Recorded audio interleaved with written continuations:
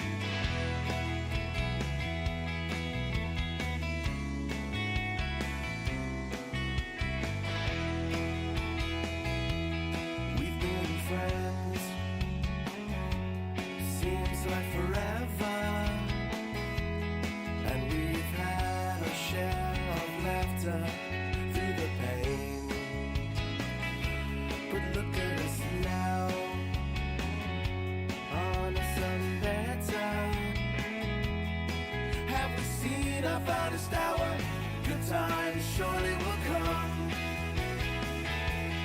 All I know is people talk without listening.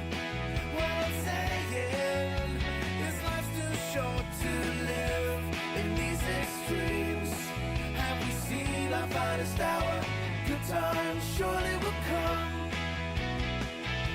And all through the night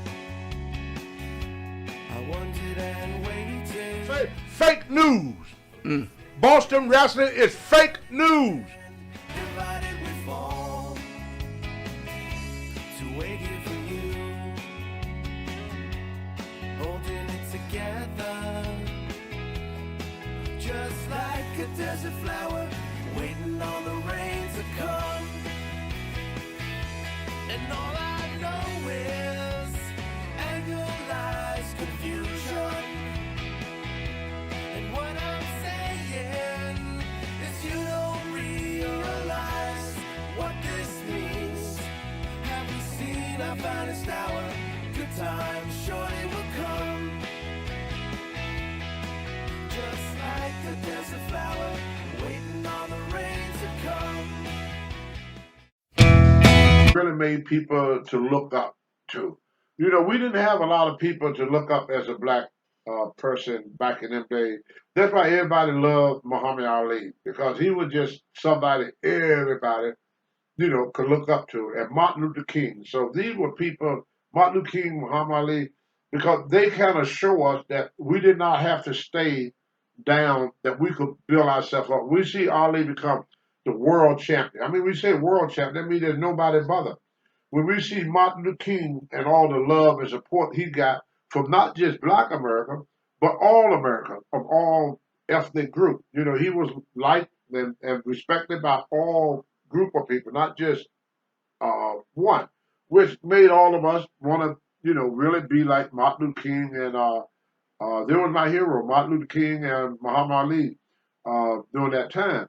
So growing up in Roanoke gave me the opportunity to be like them, to be like Martin Luther King, to be like Muhammad Ali, to make something out of myself. So my whole life was I didn't hang out on the corner with other people. I got lucky. When I was 15, my mother couldn't support me no more, and I knew that. She didn't kick me out the house or nothing, but I figured I was big enough. I'm 15 years old. I'm big enough to get on my own. So I met this woman named Loretta Mize. Now I was 15, but I was a virgin. I ain't know nothing about no sex. I knew how to box. I knew how to wrestle. I knew how to lift weight. I ain't know nothing about that bedroom. Now, like I say, what I'm gonna say, I hope y'all don't get mad at me, but I gotta tell it the way it worked. So Loretta used to always run out because I used to walk around with my shirt off to show off my muscles. But she always used to run off. She didn't know how old I was because I was at that time I was 6 foot 2, which what I am now, 6'2". I weighed about 220 pounds, with a 29-inch waist. And at that time, 19 or 20 inch arms, there was very few guys looked like me. So Loretta seduced me. So she called me in the house and she said, "Have you ever been with a woman?" I go, "No." She said, "Would you like to?" I go, "Yeah." So she lay down on that couch. I remember now. She had no underclothes on. And she pulled that dress up. Scared the shit out of me. I took off running down the street. My brother Noel saw me. No, Charles. Charles saw me. "What's wrong with you? You act like you saw a ghost." I said, "Worse than a ghost." He said, "What are you talking about?" I said, "Man, I'm going to go to jail. Somebody's going to go to jail." He said, What are you talking about?" Now, I never seen a woman naked until I was 15. I said, "Somebody don't cut this woman between the legs. She got this big old cut between the legs."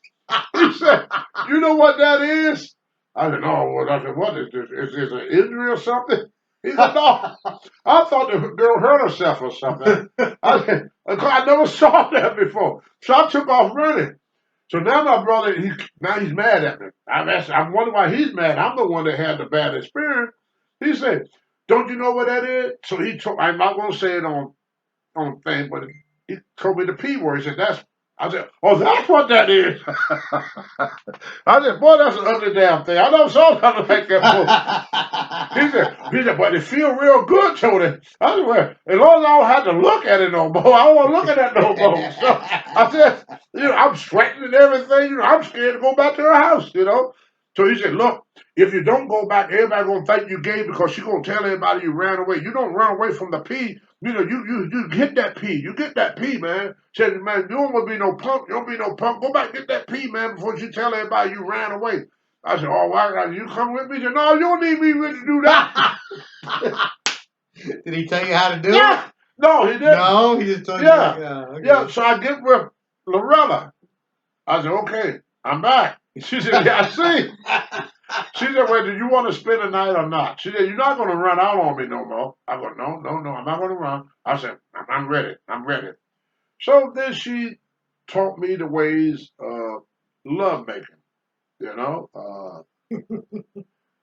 She had an old saying, "You gotta lick it before you stick it." And that was her saying. And then she said, "That's how you start off. You have to make the love, the kissing, the hugging, and all that stuff." And I'm sitting there, "But when I get to stick it. That's what I was thinking about. Because I would have found out what felt so good. I mean, I never stuck nothing my whole life. So finally I got on top and, oh boy. You pump? Oh boy. You pump? No. Okay. She called me, she said, the only way I'm going to have a baby is have a sweat baby. I could go for hours at that day. I mean, she had to push me off. I was like riding a horse or something. This is freaking great. So I went and got all my clothes. "Mom, I got a place to stay." "Where you going, boy?" "I got a place to stay." Now my mother, which was strange, she hated the relationship. See, I was 15. Loretta was 38 with 5 kids. Oh. And I always thought that my mother didn't like that because of the age difference. But then one day I asked her, I said, why you don't like Loretta? She said, well, boy, I believe in God. And you, I said, because she's too old for me? She said, oh, age got nothing to do. Your father was much older than me. My dad was. He was like 20 years older than my mom. So she didn't, it wasn't age. She said, y'all living in sin. I am living in sin. She said, you're not married. Then she told me this story about this lady. She was unmarried and she was having sex with other men. And they were going to stone her. They were going to throw stones at her.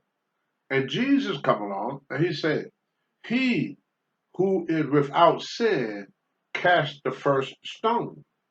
So nobody stoned her. Then he turned to the lady, whoever she was. Anybody that know the Bible or Christian, we know that. He told her, go and sin no more. So my mother believed that if you live together and you're engaging in sex, that was a sin because of that story she read us. So me and Loretta, we moved in, and it worked out great for me because she was able to feed me. I was working at the YMCA. Then I met these guys named Clint and Wayne Barlow, and they was involved with the TAP program, Total Action Against Poverty, and they got me involved in. So Alfonso got me involved in the gym. I met Jackie Cooper, Randy Booth, and Steve Agent to help me to develop my physique. And I had Loretta that fed me and put a roof on my head and taught me how to, you gotta lick it before you stick it. So she taught me that, and later on, women that, I'm not trying to brag, but they say they like that way. So it worked. So, if you